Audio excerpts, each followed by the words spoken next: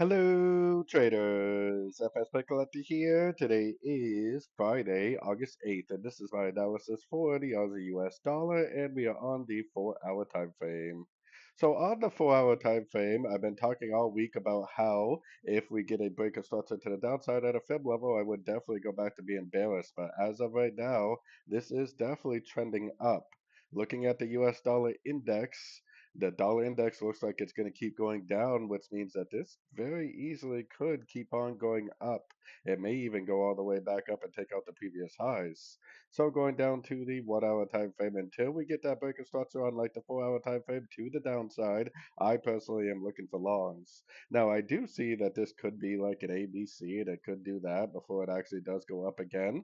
Definitely very possible. I personally wouldn't think that the short is a desirable trade because you may end up going short, but because the trend is so heavily up, it just goes up and then up and then later on up again, which is why I am definitely recommending longs at the end of pullbacks.